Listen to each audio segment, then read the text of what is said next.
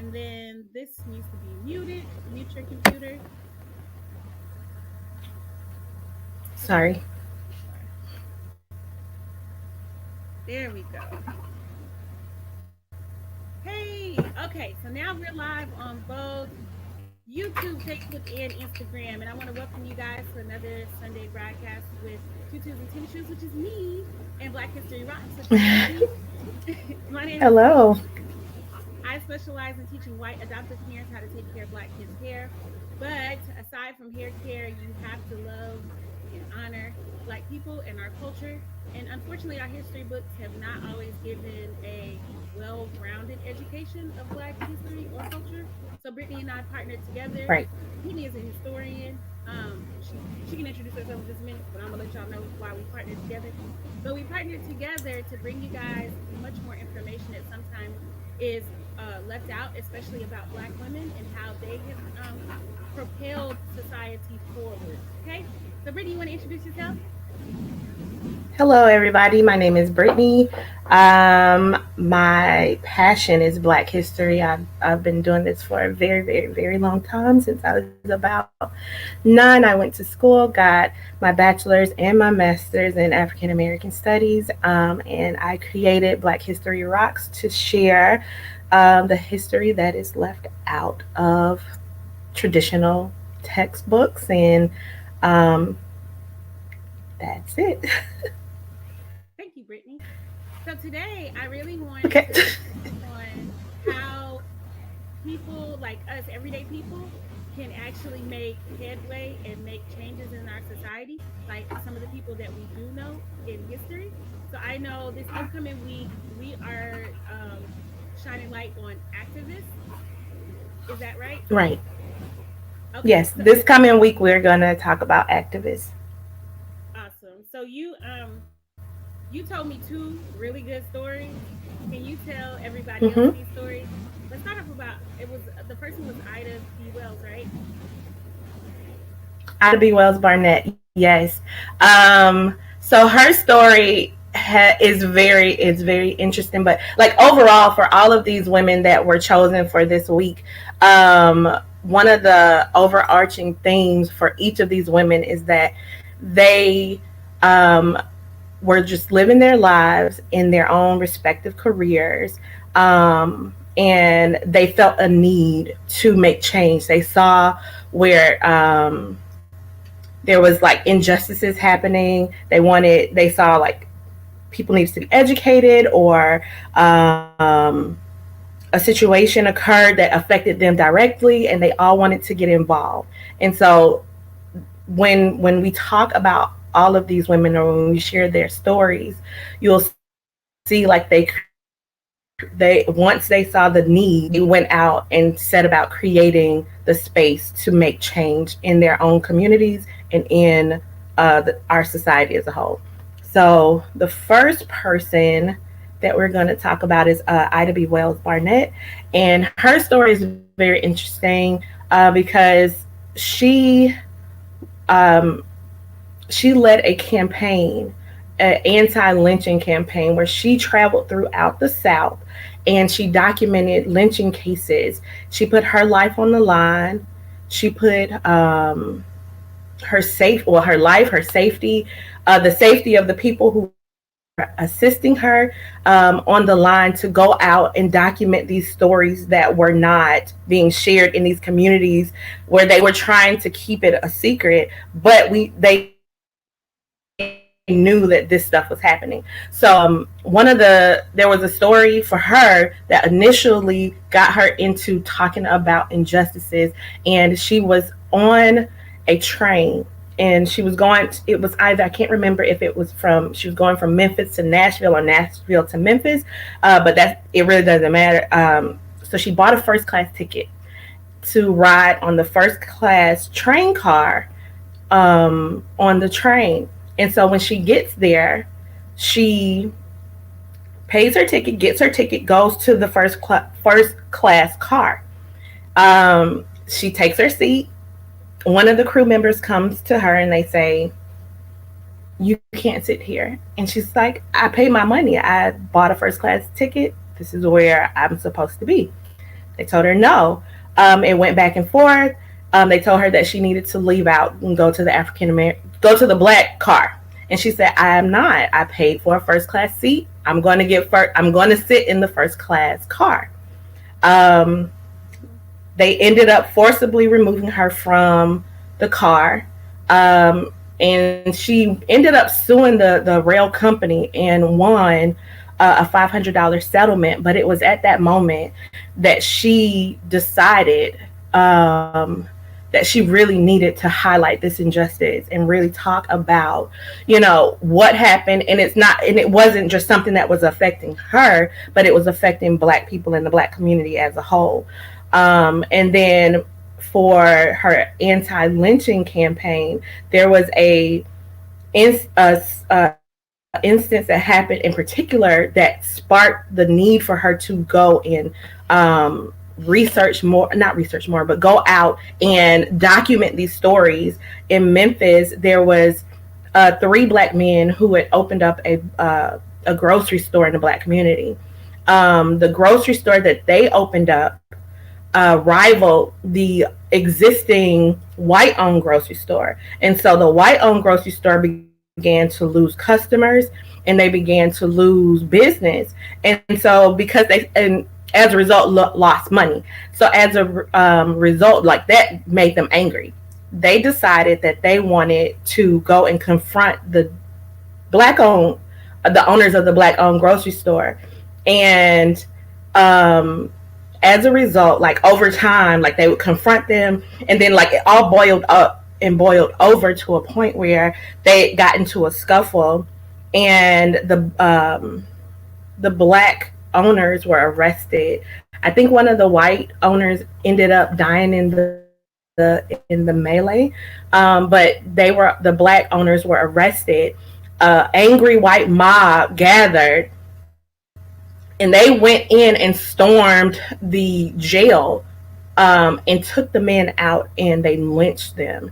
And it was that story that caused or like it really invoked the need to go out and document these instances. And she traveled throughout the South, going into these rural towns, talking about lynchings and the things that these communities were trying to cover up, which was really brave of her, because she was a Black woman, going into these rural towns, getting information, talking to the people, and documenting it, and then sharing it with the world. And there was a point in time where this lady is out here, she's stirring.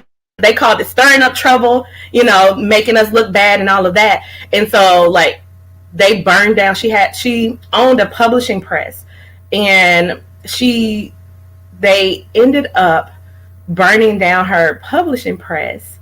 And so it was very real consequences for her, drawing attention to these injustices. But she did not stop. Like she continued on. And she went to the president and presented him with the statistics and the stories, asking for reform. She worked side by side with the NAACP. She created her own organizations. So for me, like, it's a story of how, she started as a teacher, and because of the instances and the injustice that she witnessed and endured herself, she felt the need to go out and make a change. And so it's like a story of, I'm sorry, go ahead. I'm sorry, I didn't mean to cut you off. Go ahead. No, I was just going to say, it just shows you that, you don't have to, you don't have to, I'm trying to think of the right way to, you do not have to be this big figure to implement change, like on a micro level. You can start by addressing the injustices that you see, speaking out about them, and then the little drops that you leave out, they grow, and a movement can form from that. Yeah, before we got on the call, what you said and the quote that I love was, "You don't have to have a PhD to sow seeds of change," and that really sticks out because Right, even in today's times where we see injustices, a lot of times we will be slow to react because we're waiting on the perfect time or the perfect thing to say or the perfect way to say it or the perfect, platform to do it on. But none of these people that we have highlighted so far actually did any of that. They literally were living their lives. Injustice was right, brought to them and they found solutions right, or found ways to try to advocate for themselves and for others to try to make sure nobody else went through the same things. And even if you think about the men who were attacked while they were already sitting in jail, they they themselves were trying to find a means to an end, right? They found a solution for their community. They created a grocery store for their community where their community would be welcome to shop, where their community wouldn't right, be paying into basically racist hearts, and because they tried to serve their own people well, they were attacked. And we still have, like, we like right, to think about history or Black history or civil rights as something that's not still a challenge to this day, but we still have a lot of similarities between then and now. And so, like, reading and right, hearing you talk about more of these people just keeps reminding me that their struggle was day to day. It wasn't all made in, their success wasn't all made in one big conglomerate like of an action. It was literally steps every day, consistently doing the right thing or asking for the right thing to be done to them or demanding actually the right thing to be done to them or making way for their community to be better. So it was just day-to-day actions. A lot of it was just everyday normal stuff that now we look back and we're like, oh my gosh, they're so legendary, they're so great, and we idolize them and put them on this pedestal. But I think in some ways it kind of stagnates our progress because somehow we get this idea that they did this one big great thing and we could never achieve that, or we don't have what it takes to achieve that, when really it was everyday actions that finally got to this big, change. um and so I right. think Like the I think that in itself is amazing. And then not being scared, like you just talked about, like how much repercussions just she herself suffered, or the guys who just opened a grocery store. They didn't go attack anybody right, in the white community. They didn't go and like stand in the middle of the street, because, like, I hear people say, like, when we have modern day protests, they're like, well, they're standing in the middle of the highway, that's inconveniencing us, and that's why they're being attacked, or that's why they're being arrested. They just opened a grocery store in their own neighborhood and they were still attacked. They were right, arrested for defending their own grocery store and then taken out of the jail right, to be abused more, and so, murdered. and Hmm. murdered. So when you think about what's hard today, but then you hear stories of what people went through before us, it makes it for me, it changes my perception. Because the most I do, I teach from online. I talk a lot online. I'm in social media groups and I piss white folks off every once in a while. And they get their feelings hurt and they tell me I'm horrible, or, not, they don't tell me I'm horrible often. That might be a little dramatic, but you get what I'm saying. Like, for the most part, it's just some pushback Hmm. online. It's not somebody burning my house down. It's not somebody, coming to attack my physical business. It's not me being put in jail and then Right, attack. Like, these things aren't happening. So there's no reason why I should stop what I'm doing. If my heart is in the right place, and it is to try to see a change in our community as a whole. And that was just, I would ask people who are viewing this now or later to think of it the same way. People before us went through so much more and they still continue on. So what's our excuse? Like, why aren't we making changes? Or why aren't we just hmm, doing it day to day? right, right. And all it takes is small drops that lead to the big, like a small trickles that lead to a flood. So it's one thing every day, one thing, you see an injustice, you speak out about it.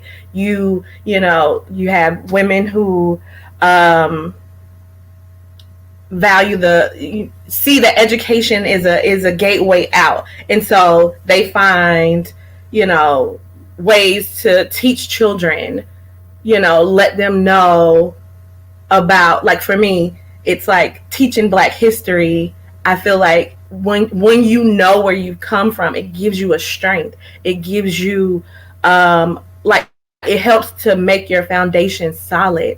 And so it's those little day by day, you know, things that you do to reinforce that, you know, to reinforce the notion that you're powerful, and those changes, and they lead to something great and grand.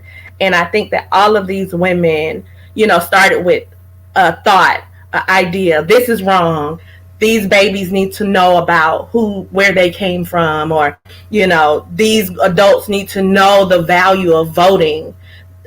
We don't want to, you know, have to get on the bus, pay our money, get off the bus, and exit to the back. And you may or may not get in, depending on how the bus driver feels that day. He might not want you to ride, so he might let you pay your money, and then he might say, "Okay, you got to go to the back." And then you get off the bus, and he drives off, and you still have to walk. Like, we don't want to be treated like animals. Our humanity matters, and so it's those little bitty, you know, instances that lead to big movements, like the Montgomery bus boycott, that, you know, and then the civil rights movement.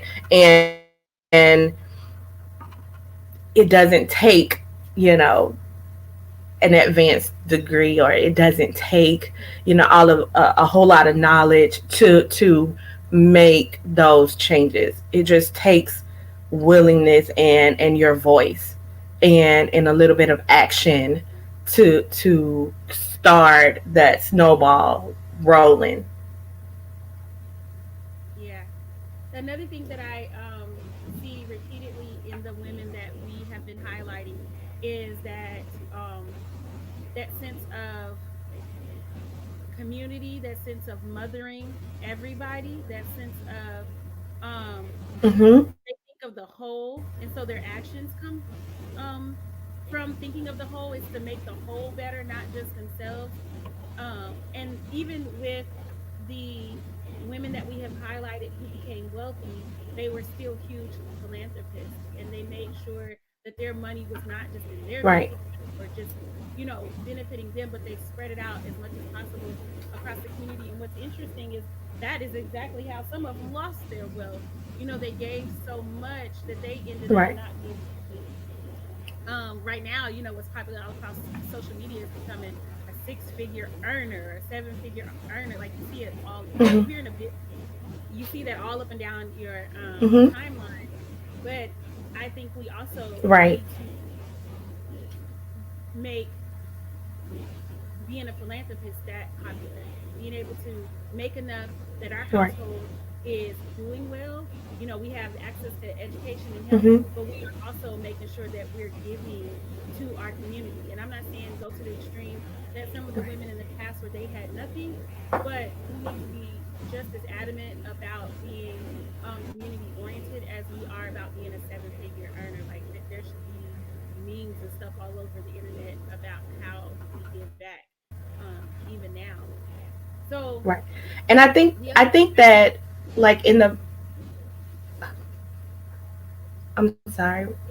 go Oh, ahead, we I have was gonna say, I think that, yeah, I think it's a delay, because it's like I hear, but then I hear you talking once you stop. So, but I think, like, for the Black community in particular, like, there was this village. It takes a village to just achieve the small things, like we talked about last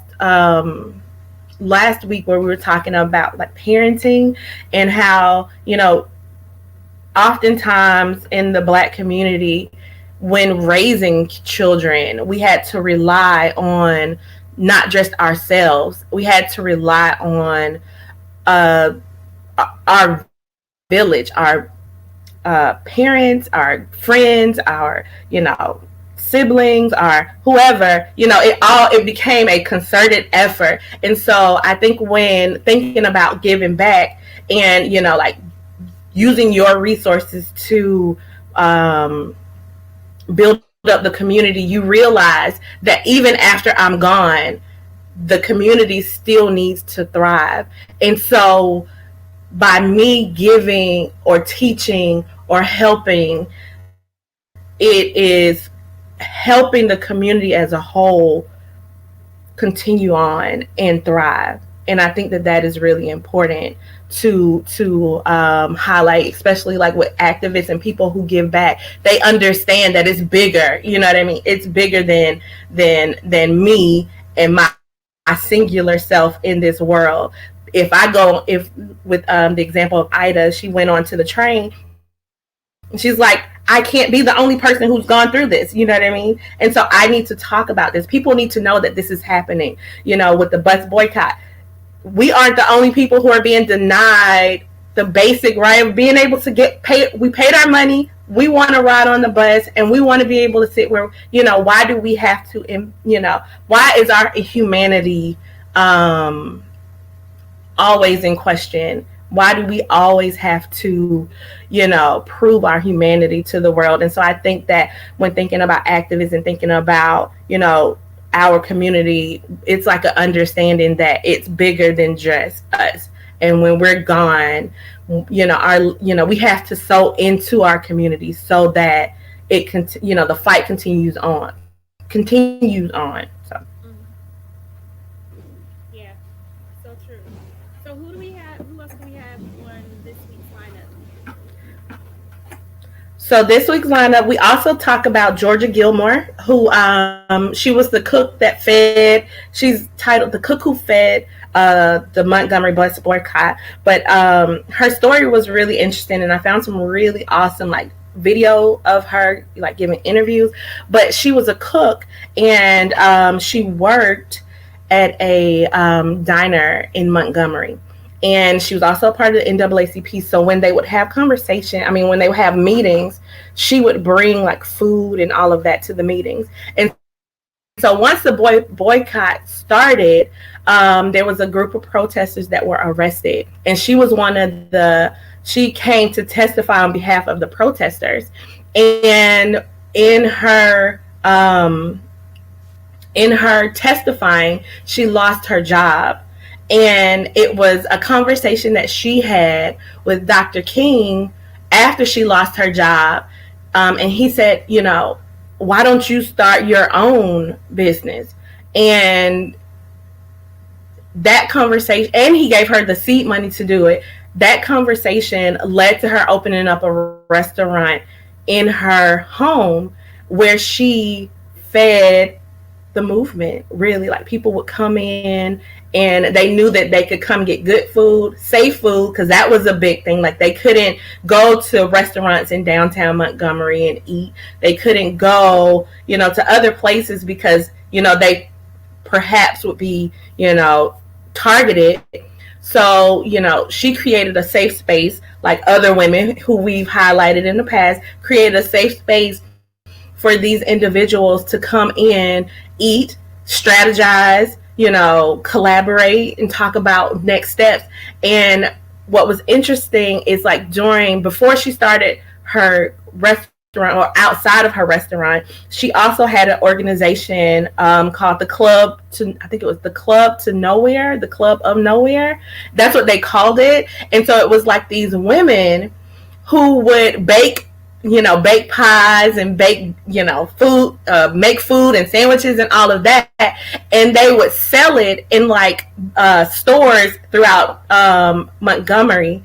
And the money that they made from the food that they sold, they took that money and they donated all of that money to the movement. And so that money was used to repair cars for gas, to purchase cars. Like they took the money, recycled it into the movement and helped it go along. And so it was interesting when I was reading about the Club to Nowhere. It was like they named it that because they said if anyone asked them where did they get that money, they would say, oh, or what is that money going to? And they said, oh, it's going to nowhere. And so it wouldn't give people you know, they didn't, like, other people would not know what was going on, which was really ingenious. So, it's things like that that help to move along these movements. And we don't really hear about these women. We don't really hear about, the people that say, that are doing the little small footwork that's keeping the larger figures, able to make a change, do what they need to do to make change. So it's really good to highlight these women. That's an amazing story. I'm glad we're Oh, I'm highlighting her. sorry. I'll keep going down the list. So Georgia Gilmore. Then we have Linda Carol Brown, Mary Church Terrell, Francis Joseph Goddard, Septima Poinsett Clark, and Mary McLeod Bethune. So I'm really excited. We have quite the lineup. So, you guys, if this is your first time tuning into our Sunday broadcast, please check out both of our social media platforms. That's where you'll be able to find more of the information of the ladies that she just mentioned. We will continue this throughout the rest of Black History, Black History Month, which is almost over, and then we're going to go into Women's History Month. So you have quite a few more weeks to learn Mm-hmm. a little bit about a lot of women, and then use this as inspiration to do more research to learn more about these women. Black history really shouldn't only be celebrated Right. in one month, but since it is, we'll use this time Right. to introduce you to people that you can make a part of your everyday conversation. And even in just changing your conversation around your household, you are sowing seeds of change. So, again, to quote Miss Brittany, you don't have to have a PhD to sow seeds of change. You are qualified. You are very qualified. Well, thank you, Brittany. We're gonna hop off here. Keep this one kind of short this week. I will catch you a little later.